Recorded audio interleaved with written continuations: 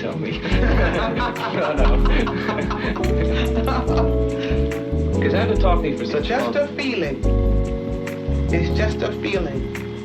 It's like, how do you tell somebody how it feels to be in love? How are you going to tell anybody who has not been in love how it feels to be in love? You cannot do it to save your life.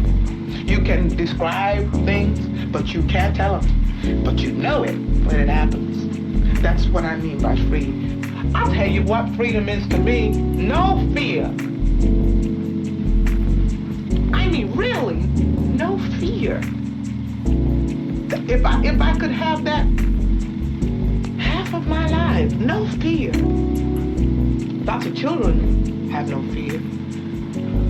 That's the closest way, that's the only way I can describe it. That's not all of it, but it is something to really, really feel blackness, that black power. To me, we are the most beautiful creatures in the whole world, black people. I mean that in every sense, outside and inside. And to me, we have a culture that is surpassed by no other civilization. We don't know anything about it. My job is to somehow make them curious enough or persuade them by hook or crook to get more aware of themselves and where they came from and what they are into and what is already there, just to bring it out. This is what compels me to compel them. And I will do it by whatever means necessary. When you have a few colored kids in a huge white college, any way you cut it, they are alienated and they feel it. So when I come, I feel a responsibility. They're so glad to see me because I represent something to them. And I can't give them enough. You know, they need me. They need me. And when I'm needed, I have to give. I curse myself afterwards for having no voice, usually, and being so exhausted that I can't do anything for myself. But when they need me for, and the most important thing is, they are our future. It's an investment as far as I am concerned. When I invest time in young people from colleges, I know that I'm going to get that bread back. You know, bread cast upon the water comes back.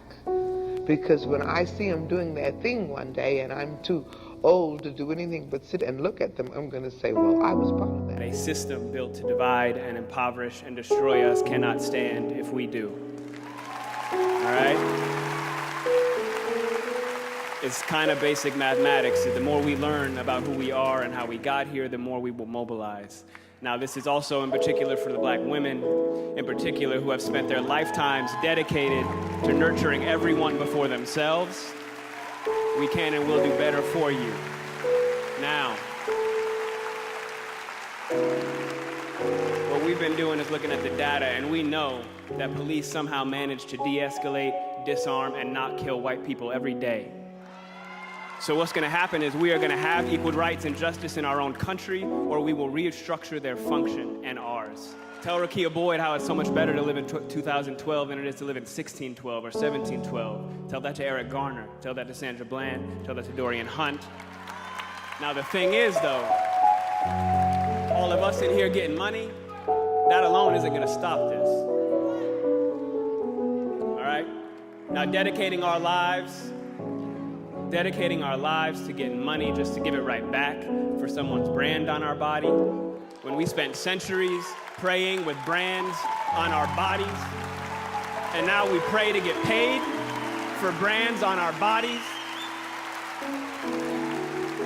There has been no war that we have not fought and died on the front lines of. There has been no job we haven't done. There's no tax they haven't levied against us, and we've paid all of them. But freedom is somehow always conditional here. You're free, they keep telling us.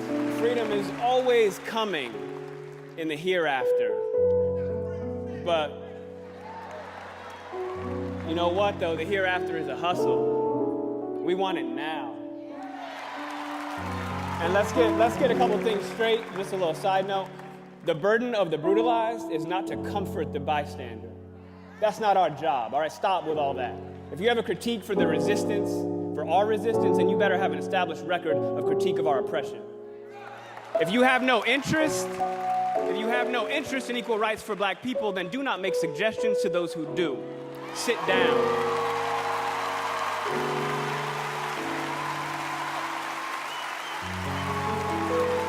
We've been floating this country on credit for centuries, yo.